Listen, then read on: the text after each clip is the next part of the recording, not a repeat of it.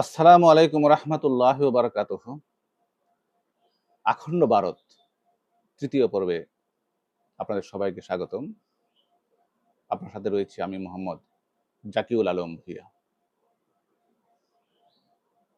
আখণ্ড ভারত একটি স্বপ্ন, যা বর্তমানে ভারতের পররাষ্ট্রনীতির একটি অবিচ্ছেদ্য অংশ।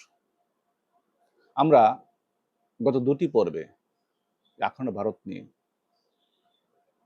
আখণ্ড ভারতের উদ্দেশ্য, এই দক্ষিণ এশিয়ার ভূ রাজনীতির প্রভাব এবং এখানে এই আখণ্ড ভারত নীতির কারণে যে চ্যালেঞ্জগুলো তৈরি হয়েছে, পার্শ্ববর্তী রাষ্ট্রগুলো, বিশেষ করে বাংলাদেশের মতো রাষ্ট্রের যে চ্যালেঞ্জগুলো তৈরি হয়েছে সে সম্পর্কে আমরা কথা বলেছি এবং আমরা আলোচনা করেছি আসলে চ্যালেঞ্জগুলো বাংলাদেশ বা পার্শ্ববর্তী রাষ্ট্রগুলো কিভাবে মোকাবেলা করতে পারে সে নিয়ে। আজকে যে আমরা যে বিষয়টি নিয়ে কথা বলতে চাই আজকের এই ডকুমেন্টারিতে, সেটা হচ্ছে যে আহ, ভারত আসলে এই আখণ্ড ভারত নীতি কিভাবে বাস্তবায়ন করছে সে নিয়ে কিছু কথা। আপনারা পুরো ভিডিওটি যদি আমাদের সাথে থাকেন এবং দেখেন, তাহলে এই দক্ষিণ এশিয়ার ভূরাজনীতি সম্পর্কে আপনার পুরো ধারণাটাই বদলে যাবে আশা করছি। ইতিমধ্যে আপনারা দুটি পর্বে ব্যাপক সাড়া দিয়েছেন, পাশে থেকেছেন, অনেকে মন্তব্য করেছেন। আপনাদের সবাইকে আমি সাধুবাদ জানাই আপনাদের এই সহযোগিতার জন্য। আসুন আমরা শুরু করি তৃতীয় পর্ব। আমরা যদি একটি কল্পনা করি যে বর্তমান বাংলাদেশ সহ নেপাল, ভুটান, শ্রীলঙ্কা, মালদ্বীপ, পাকিস্তান এবং আফগানিস্তানের কিছু অংশ নিয়ে একটি মানচিত্র, যে মানচিত্রটি ভারত তৈরি করেছে তাদের জাতীয় সংসদ ভবনের সামনে ২০২৩ সালে একটি মোরাল উন্মোচনের মাধ্যমে।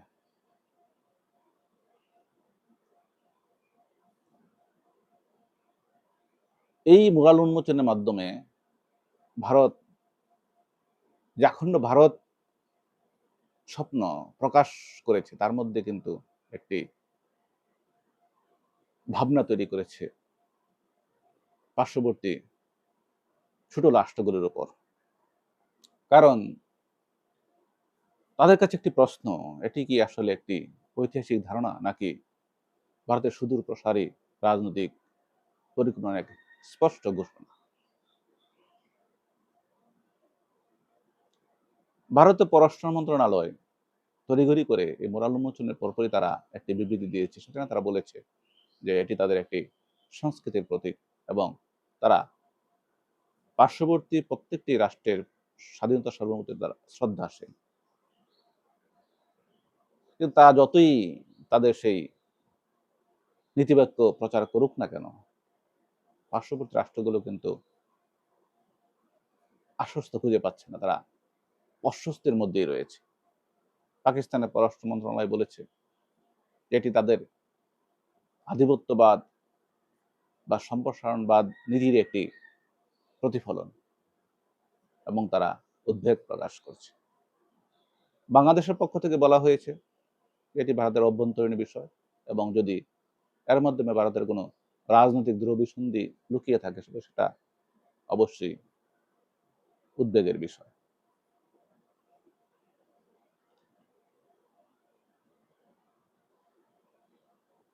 তো এই যে ভারত তাদের মোরাল উন্মোচন, তাদের পররাষ্ট্র মন্ত্রণালয়ের বিবৃতি, তাদের রাজনৈতিক বিভিন্ন শীর্ষস্থানীয় নেতানেত্রীদের যে আস্ফালন, সব মিলিয়ে কিছুকাল আগেও এটি আসলেই এক ধরনের বার্তা বহন করছিল। কিন্তু সাম্প্রতিক সময়গুলোতে ভারতের সেই আখণ্ড ভারত নীতির যে বহিঃপ্রকাশ ঘটতে যাচ্ছে সেটি কিন্তু ধীরে ধীরে স্পষ্ট হচ্ছে। এটি শুধু আমাদের দেশের জন্য নয়, যে বাংলাদেশ সহ পাকিস্তান, নেপাল, ভুটান, মালদ্বীপ, শ্রীলঙ্কা সব রাষ্ট্রগুলোর উপরের প্রভাব প্রকাশিত হচ্ছে ধীরে ধীরে। এবং কেন এখন এটাকে বলা হচ্ছে ভারতের পররাষ্ট্রনীতির অংশ? এজন্য ভারত কি এজেন্ডা বাস্তবায়ন করছে তারই কিছু অংশ নিয়ে আজকের এই ডকুমেন্টারি। আশা করছি আপনারা সবাই ধৈর্য সহকারে শুনবেন এবং আপনারা যদি এই ভিডিওটি ভালো লেগে থাকে, এই আখণ্ড ভারত নিয়ে যে কথাবার্তা আলোচনা যদি ভালো লেগে থাকে, দয়া করে অবশ্যই আমাদের চ্যানেলটিকে সাবস্ক্রাইব করে আমাদের পাশে থাকবেন। এই আবেদনটুকু রাখতে পারি। আসুন শুরু করা যাক। ভারত যে নীতিতে এখন এগোচ্ছে, ভারতের পররাষ্ট্রনীতির যে এখন যে এজেন্ডা, বলা হয়ে থাকে যে এজেন্ডা মূলত আখণ্ড ভারত নীতির উপরেই চলছে। একটি সময় এই আখণ্ড ভারত বা আহ, আম, এবং এই যে একটি স্লোগান, এটিকে আসলে রাজনৈতিক একটি স্লোগান মনে করা হয়েছিল, বিশেষ করে ভারতের হিন্দুত্ববাদী সংগঠন আরএসএস বা বিশ্ব হিন্দু পরিষদ বা যেহেতু যে সংগঠনগুলো আছে তাদের একটি রাজনৈতিক স্লোগান হিসেবে মনে করা হতো। কারণ আমরা জানি যে আরএসএস, বিশ্ব হিন্দু পরিষদ বা জাতীয় যে অন্যান্য সংগঠনগুলো আছে, তারা বর্তমান ভারত বিজেপি সরকারের প্রধান পৃষ্ঠপোষক এবং বিজেপির উত্থান কিন্তু এই আরএসএস এর মাধ্যমে। আরএসএস এর একটি রাজনৈতিক শাখা হচ্ছে বিজেপি, যেটি 1980 সালে তাদের প্রকাশ হয় এবং রাম মন্দির নির্মাণ, অযোধ্যা বাবরি মসজিদ ধ্বংস, এই স্লোগানে সারা ভারতের হিন্দুদেরকে জাগিয়ে তোলে। তারা বর্তমানে ভারতের কেন্দ্রীয় সরকারের মসনদে আছে এবং তারা মসনদে বসার পরপরই তাদের যে সুপ্ত যে ভাষণা, সুপ্ত যে এজেন্ডা, সেই এজেন্ডাগুলো আস্তে আস্তে সামনে নিয়ে আসছে। যদি তারা মুখে বলছে যে তাদের ভারতের ধর্মনিরপেক্ষতা, তাদের পার্শ্ববর্তী রাষ্ট্রগুলো তাদের শ্রদ্ধা, তাদের সার্বভৌমত্ব, তাদের অকাট্য সমর্থন, যদিও মুখে মুখে এই কথাগুলো বলছে, কিন্তু তাদের যে নীতি, তাদের যে পররাষ্ট্র নীতি বর্তমান যে পর্যায়ে পৌঁছেছে, সেটা কিন্তু তার সাথে যাচ্ছে না।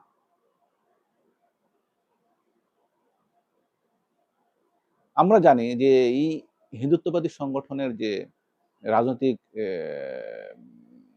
মেরুকরণ ভারতে ঘটেছে গত ৩-৪ দশক ধরে, তার ফল আজকের এই বিজেপি সরকার। এবং বিজেপি সরকার ক্ষমতায় আসার পরপরই ভারতে অনেকগুলো আইন তারা পাশ করেছে। Citizens amendment act, NRC act, গু রক্ষা আইন, হিজাব বিরোধী আইন, এই সমস্ত আইনগুলো পাশ করে তারা আস্তে আস্তে ভারতকে একটি হিন্দু রাষ্ট্রে ইতিমধ্যেই পরিণত করেছে এবং সেখানে হিন্দু মুসলিম বিভিন্ন দাঙ্গা উস্কে দিচ্ছে তাদের এই আইন বা নীতির কারণে।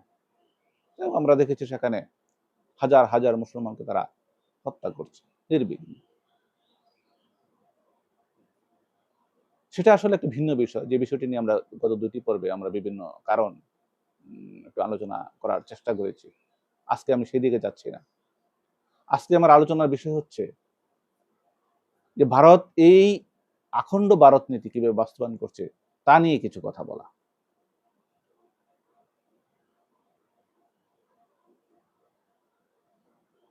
2023 সালে যখন এই মরণটি উন্মোচন করা হলো, তখন থেকে কিন্তু পার্শ্ববর্তী রাষ্ট্রগুলোর উপর একটি চাপ তৈরি হয়েছে। তারা অস্বস্তিতে আছে। আসলে ভারত কি চাচ্ছে? তবে ভারতের যে বক্তব্য, সে বক্তব্য অত্যন্ত স্পষ্ট। তারা পার্শ্ববর্তী রাষ্ট্রগুলোর সার্বভৌমত্বে তারা শ্রদ্ধাশীল। কিন্তু তাদের প্রতি শ্রদ্ধা রেখে ভারত গত 4 দশক ধরে, বিশেষ করে গত 2 দশকে ধাপে ধাপে বিভিন্ন ফ্রন্ট তৈরি করে ভারত তাদের সেই আখণ্ড ভারত নীতি বাস্তবায়ন শুরু করে দিয়েছে। যখন একটি দেশ আরেকটি দেশের উপর আক্রমণ করে, সেটা বিমান হামলা চালায় কিংবা অন্য যে কোনো আগ্রাসন চালায়, সেটা কি দৃশ্যমান হয়, সেখানে মানুষ হতাহত হয়, সেটা মিডিয়ায় আসে, আন্তর্জাতিক ফোরামে আলোচিত হয়। কিন্তু ভারত এখন যেভাবে আগাচ্ছে সেটি হচ্ছে এমনভাবে তারা যুদ্ধ শুরু করেছে, সেটা দৃশ্যমান না, সেটা অনেকটাই অপ্রকাশিত। আসুন আমরা একটু ঘুরে দেখার চেষ্টা করি সেটা আসলে কি। প্রথমত হচ্ছে ভারতের সীমান্ত বিরোধ, পার্শ্ববর্তী রাষ্ট্রগুলোর সাথে যে ভারতের যে সীমান্ত রয়েছে, বাংলাদেশের সাথে ভারতের প্রায় 4,000 কিলোমিটার বেশি সীমান্ত রয়েছে। তেমনি সীমান্ত আছে পাকিস্তানের সাথে, নেপালের সাথে, ভুটানের সাথে। এই যে সীমান্ত বিরোধ, সেখানে তারা বিভিন্ন বিরোধ তৈরি করে তাদের মানচিত্রের পার্শ্ববর্তী রাষ্ট্রগুলোর অংশ ঢুকিয়ে দিয়ে একটি প্রেসার তৈরি করা এবং সেই প্রেসারের মাধ্যমে তাদের উপর তাদের নীতি আদর্শকে চাপিয়ে দেওয়ার জন্যই এই বিরোধ। প্রথমেই আসি পশ্চিম দিকে পাকিস্তান থেকে। পাকিস্তান ভারত রাষ্ট্রটি উদয় ঘটেছিল 1947 সালে এবং আমরা দেখেছি যে 47 সালে পাকিস্তান এবং ভারত রাষ্ট্রটি অভ্যুদয়ের পরপরই তারা একটি রক্তক্ষয়ী যুদ্ধে জড়িয়ে পড়ে। এর কারণ কি? কারণ হচ্ছে ভারতের সম্প্রসারণবাদ নীতি, যে নীতি আলোকে তারা কাশ্মীরকে তারা দখল করে নিয়েছিল এবং সেখানে পাক ভারত একটি বিশাল যুদ্ধ সংঘটিত হয়েছে। এখনো পাকিস্তানের সাথে ভারতের সীমান্ত বিরোধ থেকেই যাচ্ছে। কিছুদিন আগেও ভারতের সাথে পাকিস্তানের একটি সীমান্ত সংঘর্ষ, বড় ধরনের একটি সীমান্ত সংঘর্ষ হয়ে গিয়েছে এবং সেখানে বেশ হতাহত হয়েছে। এই সীমান্ত সংঘর্ষের মাধ্যমে ভারত পার্শ্ববর্তী রাষ্ট্রগুলোর কাছে তাদের যে সামরিক সক্ষমতা, তাদের যে শক্তি সামর্থ্য, এগুলি প্রকাশ করতে চায়। তারা বুঝাতে চায় যে আমরা খুব দ্রুতই তোমাদের উপর ঝাঁপিয়ে পড়তে পারি এবং সেই সক্ষমতা আমাদের রয়েছে। কাজেই আমরা যা চাই তোমরা তা মেনে নাও। ভারতের সীমান্ত সমস্যা আছে নেপালের সাথে। কালাপানি সহ বেশ কিছু এলাকা আছে, যে এলাকাগুলো ভারত তাদের মানচিত্রে সংযুক্ত করেছে, যেটি নেপালের অবিচ্ছেদ্য অংশ। সেখানে কিন্তু একই বার্তা। ভারত একটি শক্তিশালী রাষ্ট্র, নেপাল একটি ক্ষুদ্র দেশ, সামরিকভাবে তারা দুর্বল। ভারত তাদেরকে বোঝাতে চাচ্ছে যে তোমরা বেশি বাড়তে যাবা না, তোমরা আমাদের দেখানো পথে তোমাদেরকে হাঁটতে হবে। আমরা পূর্বে যদি আসি বাংলাদেশ ভারতের বিশাল এক সীমানা, যার 3 দিক দিয়ে ভারত আমাদেরকে জড়িয়ে ধরেছে। এখানেও আমরা লক্ষ্য করি কিছুদিন পরপরই সীমান্ত হত্যা। ভারতের বিএসএফ কর্তৃক বাংলাদেশের কৃষক নিহত, কাঁটাতারের মধ্যে ফালানির লাশ ঝুলে আছে। অসহায় মানুষগুলো পাখির মতো গুলি করে সেখানে হত্যা করা হচ্ছে। ভারতের কিছু মানুষকে রাষ্ট্রহীন নাগরিক পরিণত করে সেগুলিকে পুশ ব্যাকের মাধ্যমে বাংলাদেশে ঠেলে পাঠানো হচ্ছে। তার মানে এগুলি চাপ তৈরি করা যাতে করে এই রাষ্ট্রগুলো ভারতকে সমীহ করে চলে।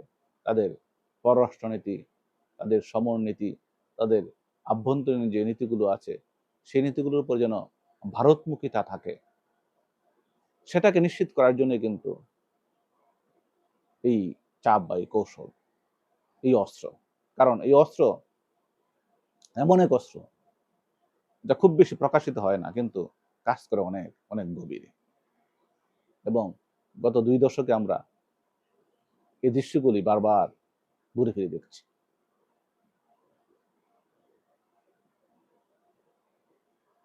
এবার আসি তাদের আরেকটি অস্ত্র, তাদের আরেকটি কৌশল নিয়ে, যেটি হচ্ছে পানি অস্ত্র, যেটা আমরা গত পর্বে আলোচনা করেছি যে ভারত কিভাবে পানিকে অস্ত্র হিসেবে ব্যবহার করছে।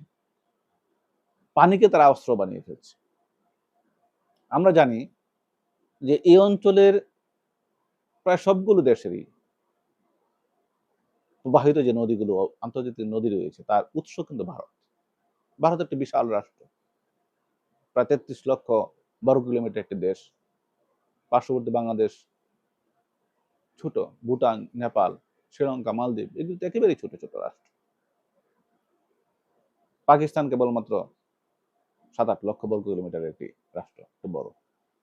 একমাত্র পাকিস্তানই ভারতের সাথে চোখে চোখ রেখে কথা বলার সাহস রাখে বা সাহস দেখায়। পার্শ্ববর্তী রাষ্ট্রগুলো তো আসলে আর কিছুই করতে পারে না। কাজে এই রাষ্ট্রগুলোর যে পানি, সে পানির উৎস কিন্তু ভারত, এবং সেখান থেকে যে নদীগুলো সৃষ্টি হয়েছে, সেই নদীগুলো এই পার্শ্ববর্তী রাষ্ট্রগুলোর কৃষি, অর্থনীতি, তাদের মানুষগুলোকে বাঁচিয়ে রেখেছে। সেই পানিকে তারা অস্ত্র হিসেবে ব্যবহার করে পাকিস্তানকে তারা হুমকি দিয়েছে। তারা বলেছে তারা সিন্ধু নদের যে সিন্ধু ওয়াটার ট্রিটি যেটা, সেটা তারা স্থগিত করেছে অলরেডি। ২০২৩ সালে তারা হুমকি দিয়েছিল, ২০২৬ সালে এসে তারা সেই ট্রিটি তারা স্থগিত ঘোষণা করেছে। যেই সিন্ধু নদীর পানি পাকিস্তানের প্রাণ ভোমরা, যে পানির উপর, যে সিন্ধু নদীর উপর, যে সিন্ধু অববাহিকা পাকিস্তানের সমগ্র কৃষি, সমগ্র কৃষক, সমগ্র মানুষের স্বপ্ন ভবিষ্যৎ, সেটাকে তারা অস্ত্র বানিয়ে তারা বলছে যে না, তোমাদের সাথে আমাদের যে চুক্তি সেটা স্থগিত, যেটা ১৯৬০ সালে বিশ্বব্যাংকের মধ্যস্থতা সম্পন্ন হয়েছিল। এ নিয়ে পাকিস্তানের অনেক উদ্বেগ, অনেক বিবৃতি আছে, যাক সেদিকে আমি যাচ্ছি না। এবার পূর্বে আসি বাংলাদেশ। বাংলাদেশের সাথে যে গঙ্গা ওয়াটার ট্রিটি, সেটি এই ২০২৬ সালে এসে শেষ হতে যাচ্ছে। যদিও ভারতের পক্ষ থেকে এখন এরকম হুমকির কোনো কথা আসছে না, পাকিস্তানকে যেরকম তারা স্থগিত করে দিয়েছে বা হুমকি দিয়েছে, বাংলাদেশের মধ্যে সেরকম কোনো কথা বলা না হলেও সাম্প্রতিক সময়ে বাংলাদেশ ভারতের মধ্যে যে শীতল সম্পর্ক, সে শীতল সম্পর্ক এটাই প্রমাণ করে যে সামনে আমাদের জন্য খুব ভালো দিন অপেক্ষা করছে না।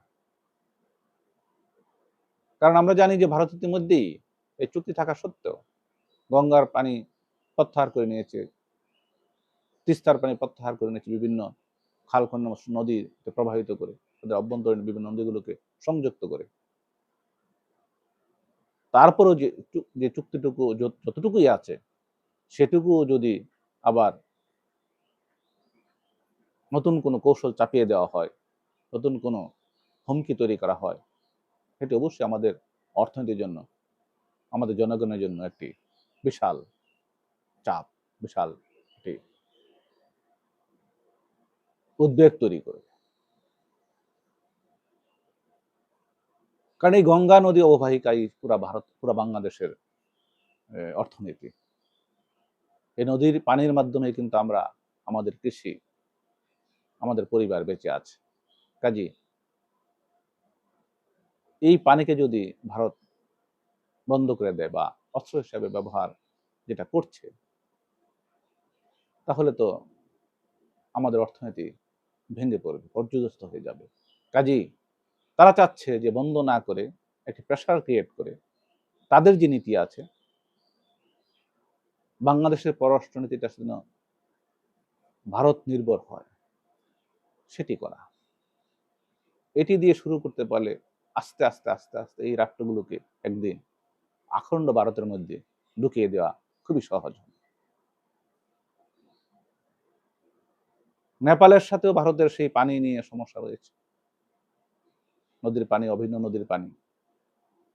ভুটানের সাথেও ভারতের যে হাইড্রোলিক পাম্প, পানি কেন্দ্রিক যে বিদ্যুৎ, সেটা নিয়ে ভারতের সাথে তাদের মত পার্থক্য রয়েছে। তো এই যে মত পার্থক্য, এই পার্থক্যগুলো তৈরি করছে ভারত। কারণ এই নদীগুলো উৎস ভারতে। তারা এটিকে অস্ত্র হিসেবে যখন ব্যবহার করে পার্শ্ববর্তী রাষ্ট্রগুলোর উপর চাপ দিচ্ছে, তাদের নীতিগুলোকে চাপিয়ে দেওয়ার চেষ্টা করছে, তখনই কিন্তু উদ্বেগ তৈরি হচ্ছে।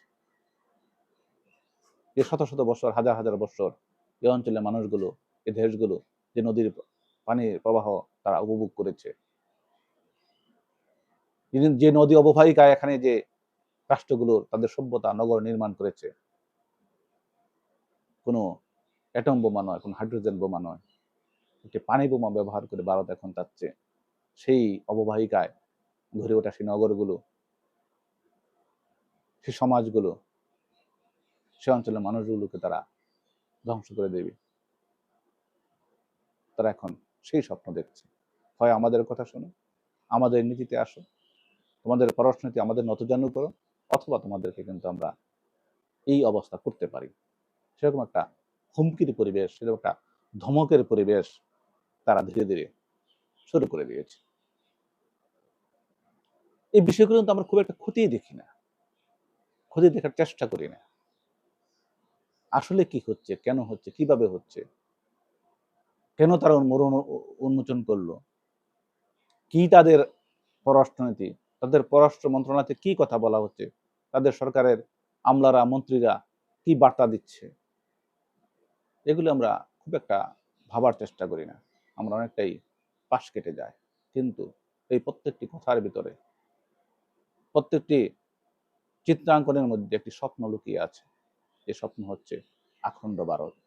একদিন এই ভারত রাষ্ট্রটি, এই বাংলাদেশ, পাকিস্তান, নেপাল, ভুটান, আফগানিস্তান থেকে মায়ানমার পর্যন্ত একটি মানচিত্র, সেই মানচিত্রের আলোচনা করবে। এবার আসি তাদের সাংস্কৃতিক আগ্রাসনের দিকে।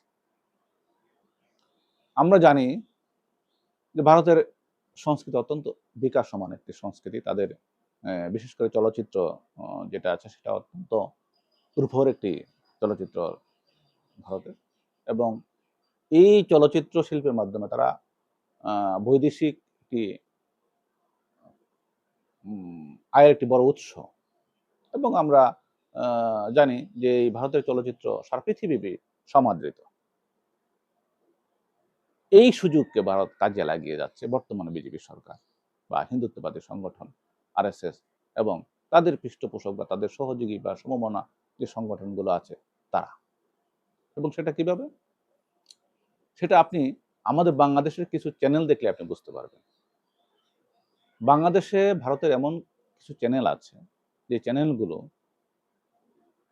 বাংলাদেশের সংস্কৃতিকে মিল করে তাদের সংস্কৃতি দিয়ে এমনভাবে তৈরি করা হচ্ছে যাতে করে আমাদের এই প্রজন্ম, বিশেষ করে নারীরা তাদের প্রতি আকৃষ্ট হয়। কারণ নারী তারা পরবর্তী প্রজন্ম কোলেপিঠে করে মানুষ করে। কারণ এই নারীরা যদি মগজে মননে ভারতের প্রতি, ভারতের সংস্কৃতির প্রতি নিমগ্ন থাকে, দুর্বলতা তৈরি করতে পারে, তাহলে তারা কিন্তু তাদের যে সন্তান, তাদের ছেলেমেয়েরা কিন্তু সেভাবেই বেড়ে উঠবে। তাদের মননে মগজে আর ভারত থেকে নতুন কিছু ঢুকাতে হবে না। কারণ তার মাই তার জন্য যথেষ্ট। আমরা কিছু সিরিয়াল দেখি ভারতের। আমাদের চ্যানেল, ভারতের চ্যানেলগুলো আমাদের এখানে প্রচার করে, এবং আমাদের দেশের নারীরা, আমাদের দেশের অনেক পুরুষরা সারাদিন অবসর সময়ে সেই চ্যানেলগুলো দেখতে থাকে।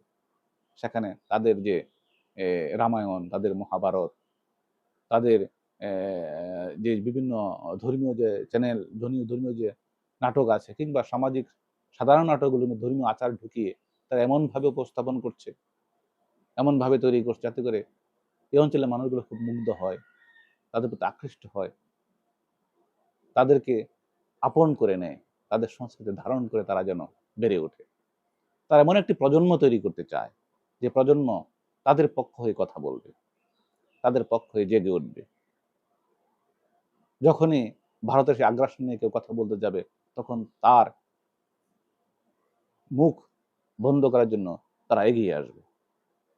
এই ধরনের একটি প্রজন্ম তারা এই সাংস্কৃতিক আগ্রাসনের মাধ্যমে তৈরি করতে চায়। এটি শুধু বাংলাদেশের জন্য যে শুধু তাই না, সেটা পাকিস্তানের ক্ষেত্রে সেটা প্রযোজ্য, সেটা পার্শ্ববর্তী অন্যান্য রাষ্ট্রের ক্ষেত্রে সেটি প্রযোজ্য। সব দেশেই এইভাবে তারা একটি এ এই সংস্কৃতির মাধ্যমে তারা একটা বার্তা দিয়ে যাচ্ছে।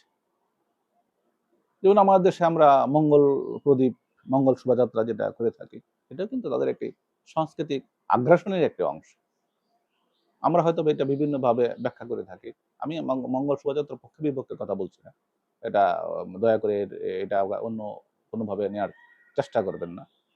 আমি কাউকে কষ্ট দিয়ে কথা বলতে চাচ্ছি না। আমি শুধু একটি উদাহরণ দেওয়ার চেষ্টা করছি।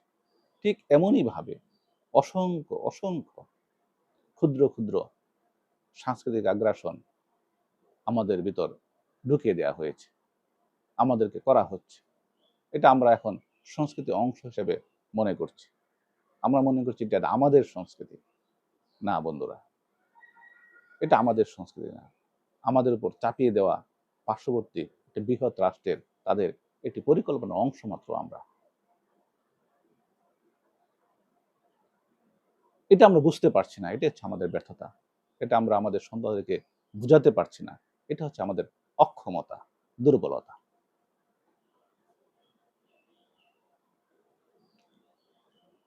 তো এই যে সাংস্কৃতিক আগ্রাসন, এই সাংস্কৃতিক আগ্রাসন কিন্তু দৃশ্যমান না।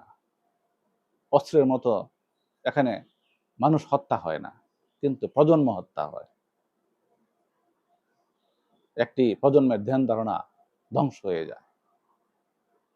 এটি ভারত করছে তাদের এজেন্ডা বাস্তবায়নের জন্য।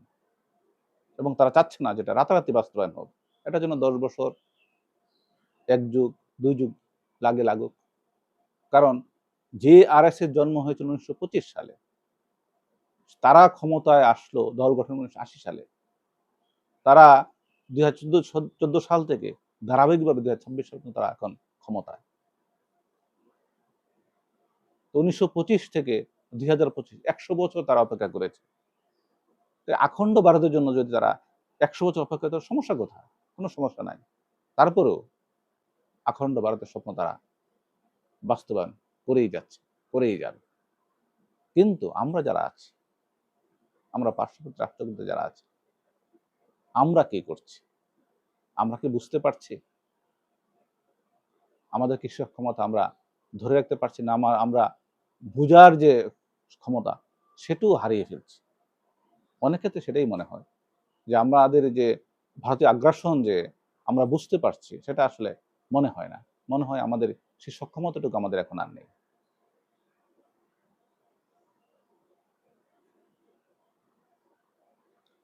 তো বন্ধুরা, আসলে আমি এই ভিডিওর মাধ্যমে কোনো দেশের বিরুদ্ধে বার্তা দিচ্ছি না। কোনো ব্যক্তির বিরুদ্ধে কথা বলছি না। কাউকে খাটো করার চেষ্টা করছি না। এই ভিডিওটি যারা দেখে থাকেন, বিশেষ করে গত ২ টি পর্ব যারা দেখেছেন বা এই পর্বে যারা এখন আছেন, তা একটা জিনিস লক্ষ্য করবেন। আমরা আসলে সত্যকে উন্মোচন করার চেষ্টা করছি। আমরা চাচ্ছি যে আমাদের উপর কিভাবে আগ্রাসন ধেয়ে আসছে, যেটা আস্তে আসছে। যে প্রজন্মকে আমরা বুঝাতে পারছি না। আমরা হয়তোবা কোনো এই সময়ে কোনোভাবে আমরা আমাদের সময় শেষ করে দিচ্ছি বা শেষ হয়ে যাবে। কিন্তু আমাদের পরবর্তী প্রজন্মের জন্য কি ভয়াবহ সময় অপেক্ষা করছে, সেটি আমরা আমাদের প্রজন্মকে বুঝাতে পারছি না। আমরা চাই এই ভিডিওর মাধ্যমে কিছু সত্য প্রকাশ করতে, কিছু সত্য সামনে তুলে ধরতে, যাতে করে আমাদের পরবর্তী প্রজন্মগুলো মননে মগজে স্বাধীনভাবে বেড়ে উঠতে পারে। তারা যেন বুঝতে পারে কোনটা আগ্রাসন না। তারা যেন বুঝতে পারে তার নিজেকে, তার পাশের জনকে। আমরা চাই এমন একটি দক্ষিণ এশিয়া, যেখানে প্রতিটি রাষ্ট্রের প্রতি শ্রদ্ধাশীল হবে। প্রত্যেকে প্রত্যেকের সার্বভৌমত্বকে শ্রদ্ধার চোখে দেখবে। প্রত্যেকটি পতাকা সবাই সম্মান জানাবে। এবং এ লক্ষ্যেই কিন্তু বাংলাদেশ সার্কের স্বপ্ন দেখেছিল, সার্ক গঠন করেছিল বাংলাদেশের উদ্যোগে। এবং সার্কের অনেকগুলো অভিন্ন উম কৌশল ছিল, অভিন্ন তাদের স্বার্থ ছিল। বিশেষ করে তাদের সার্বভৌমত্বে, পররাষ্ট্রনীতিতে, তাদের যোগাযোগ ব্যবস্থায়, তাদের বাণিজ্য উদারীকরণে সবগুলো বিষয়ে কিন্তু সার্কের একটি অভিন্ন লক্ষ্য ছিল। সবগুলো রাষ্ট্র তারা নিজেদের মধ্যে আন্তঃবাণিজ্য, আন্তঃসমস্যা, আন্তঃযোগাযোগ এগুলোকে তারা এগিয়ে যাবে। কিন্তু সেই সার্ক কিন্তু এখন অনেকটাই নির্জীব, অনেকটাই একেবারে মুখ থুবড়ে বসেছে। এটাও কিন্তু একটি ভূ রাজনৈতিক কৌশল। এটাও কিন্তু সেই সেই আখণ্ড ভারত নীতির একটি ফল। এটুকু আমরা বুঝতে হবে। হয়তোবা এ নিয়ে আরেকদিন আরেকটু কথা বলব। তো বন্ধুরা, আজকে আমরা যে কথাগুলো বলেছি সেটা হচ্ছে ভারতের যে আখণ্ড ভারত নীতির যে বাস্তবায়ন সেটা তারা কিভাবে করে চলছে সেটির আংশিক অংশ। তার মানে আমরা কথা বলেছি ভারতের সাংস্কৃতিক আগ্রাসন নিয়ে, সীমান্ত আগ্রাসন এবং পানি অস্ত্র, পানির মাধ্যমে যে আগ্রাসন সেটি নিয়ে। আগামীতে আমরা আরো কিছু বিষয় নিয়ে আপনার সাথে কথা বলবো। আশা করি আপনারা আমাদের পাশে থাকবেন। এই ভিডিওটি ভালো লাগলে এই চ্যানেলটিকে সাবস্ক্রাইব করে আমাদের পাশে থাকবেন। আপনার সহযোগিতা অবশ্যই আমাদেরকে অনুপ্রাণিত করবে। আগামীতে আপনার সাথে দেখা হবে, কথা হবে। সেই প্রত্যাশা থেকে সবার সুস্বাস্থ্য কামনা করে আজকের মতো এখানেই শেষ করছি। আসসালামু আলাইকুম ওয়া রাহমাতুল্লাহি ওয়া বারাকাতুহু।